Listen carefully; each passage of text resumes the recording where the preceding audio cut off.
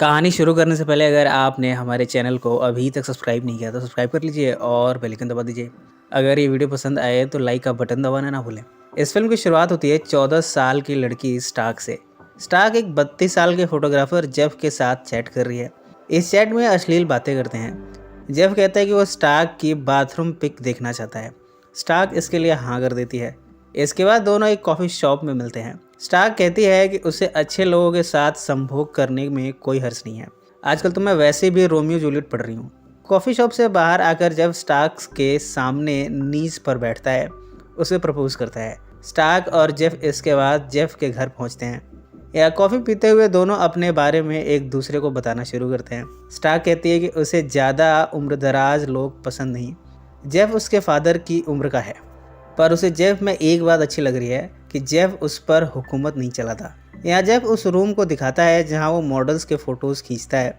Jeff बताता है कि वो कई अंडर एज लड़कियों के साथ संभोग कर चुका है। कई लड़कियों की पिक्चर्स यहाँ वॉल पर टंगी हैं। स्टार्क एक एक करके इन फ़ोटोज़ को देखती है। इसके बाद स्टार्क जेफ के लिए ड्रिंक बनाती है। वो कहती है कि उसे अपनी भी फ़ोटो खिंचवानी है, वो भी डांस करते हुए। स्टार्क यहाँ अश्लील डांस करती है। जेफ जब इसकी फ़ोटोज़ खींच रहा है तभी अचानक से होश खो बैठा और ज़मीन पर गिर पड़ा। स्टार्क ने जानबूझकर जेफ को बेहोश किया है। जेफ जब होश में आया है तब वो खुद को चेयर से बंधा हुआ पाता है। वो छुड़ाने की कोशिशें करता है पर सब कोशिशें नाकाम। स्टार्क यहाँ खुलासा करती है। वो बताती है कि काफ़ी लंबे समय से वो जेफ को स्टॉक कर रही थी। उसी ने ऑनलाइन चैटिंग के थ्रू उससे दोस्ती बढ़ाई। जेफ उसे पूछता है कि आखिर तुम चाहती क्या हो।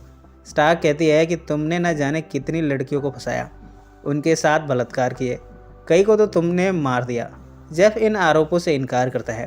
वो कहता है कि वो कभी किसी का बलात्कार नहीं कर सकता और ना ही उसने किसी को मारा है। स्टार्क को इन सब बातों पर कोई भरोसा नहीं। वो घर के हर कोने में सर्चिंग करती है। उसे जेफ की गन भी मिल गई है। इसके बाद वो जेफ के सेफ का पता लगाती है। यहाँ उसे कुछ पिक्चर्स मिली हैं। इन फ़ोटोज़ में कई लड़कियों की फ़ोटोज़ हैं। इनमें से एक फ़ोटो है डोना की। हाल ही में डोना का किडनैप हुआ था। काफ़ी समय तक वो मिसिंग रही। आज भी उसकी तलाश जारी है। जेफ कहता है कि उसका डोना के गायब होने में कोई हाथ नहीं। स्टार्क जब कुछ समय के लिए छत पर जाती है तब जेफ पास ही में पड़ी गन को पाने के लिए अथक प्रयास करता है। जैसे तैसे उसके हाथ में गन आ ही गई। अब वो चेयर पर बैठा स्टार्क को ढूंढ रहा है उसे मारने के लिए। स्टार्क इतने में पीछे से उसके चेहरे को रैप कर देती है। जब जेफ की सांसें रुकने ही वाली हैं कि तभी गन उसके हाथ से छूट जाती है। इसके बाद स्टार्क उसके चेहरे से प्लास्टिक हटा देती है। जेफ को जब इसके बाद होश आया है तब वो अपने आप को स्टील टेबल पर लिटा हुआ पाता है। उसे यहाँ लिटा कर बांधा गया है। जेफ के पैरों वाले हिस्से निर्वस्त्र हैं। उसके लिंग पर स्टार्क ने आइस को पॉलीथीन में बांध कर रखा है। वो कहते हैं कि अब वो जेफ के लिंग पर एक्सपेरिमेंट करेगी। वो कहते हैं कि उसके लिंग को जेफ के शरीर से अलग कर देगी। जेफ खुद को बचाने की सारी कोशिशें करता है। पहले तो वो स्टार्क को धमकाता है। जब ये तरीका भी काम नहीं आया तब वो उसे ब्राइब देने का वादा करता है। स्टार्क कहती है कि वो ये सब पैसों के लिए नहीं कर रही। इसके बाद जेफ उससे मीठी मीठी बातें करता है और उसे वादा करता है कि आज के बाद वो बिल्कुल सुधर जाएगा, कभी किसी स्त्री को वासना भरी निगाहों से नहीं देखेगा। इन सब का स्टार्क पर कोई फर्क नहीं पड़ा। इसके बाद जेफ कहता है कि मैं आज जो हूँ उसमें मेरा बचपन जिम्मेदार है।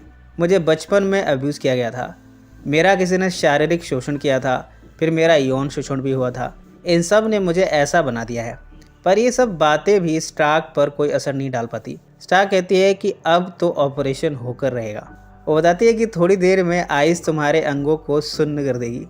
इसके बाद हम ऑपरेशन परफॉर्म करेंगे, तब तक तुम रिलैक्स करो, मैं शावर लेकर आती हूँ। स्टार्क इसके बाद बाथरूम में जाती है। जेफ अपने अथक प्रयासों से खुद को छुड़ाने में कामयाब हो गया। वो पाता है कि उसके अंग अभी भी सलामत हैं। वो बाथरूम में स्टार्क को मारने आता है। शावर में स्टार्क को नहीं पाता। स्टार्क पीछे से उस पर हमला करती है। स्टन गन की सहायता से स्टार्क इस बार भी उस पर काबू पाने में कामयाब हो गई। उसने फिर से जेफ को बांध दिया। जेफ की बातों से पता चला है कि उसकी एक्स गर्लफ्रेंड है जेनेल। यहाँ स्टार्क को जेनेल का नंबर भी मिल गया। वो एक प्लानिंग करती है। अपने आप को पुलिस के रूप में प्रिटेंड करते हुए वो जेनेल को फ़ोन लगाती है और उसे तुरंत ही जेफ के घर बुलाती है। इसके बाद जब जेफ को होश आया है तब वो खुद को चेयर पर खड़ा करके सीलिंग से लटका हुआ पाता है। स्टार्क जेफ से कहती है कि तुम खुदकुशी कर लो, मैं तुम्हारे सारे सीक्रेट डिस्ट्रॉय कर दूंगी, किसी को कुछ भी पता नहीं चलेगा। पर अगर तुमने खुद को नहीं मारा तो मैं तुम्हारे बारे में मीडिया, पुलिस सबको बता दूंगी, सारे एविडेंसेस दे दूंगी। इसके बाद स्टार्क जेफ के कंप्यूटर पर सुसाइड नोट लिखती है। इतने में जेफ की नेबर ने यहाँ नॉक किया है। वो कहती है कि उसका काम है कुकीज़ सेल करना। वो अक्सर जेफ को कुकीज़ सेल करती है। स्टार्क उसे कुछ पैसे देकर कुकीज़ ले लेती है और उसे यहाँ से भेज देती है। अब जब स्टार्क छत पर पहुँची है तब इतने में जेफ को टाइम मिल गया है खुद को फिर से छुड़ाने का। वो इसके बाद छत पर जाता है स्टार्क को मारने के लिए। स्टार्क के पास इस समय गन है। जेफ यहाँ कन्फेस करता है कि डोना का किडनैप हुआ था, उसके साथ बलात्कार भी हुआ था, उसे मार दिया गया है, उसने इन सब को देखा था। अगर स्टार्क उसे छोड़ दे तो वो डोना के केस में सब कुछ पुलिस को बताएगा, असली गुनहगार पकड़ा जाएगा।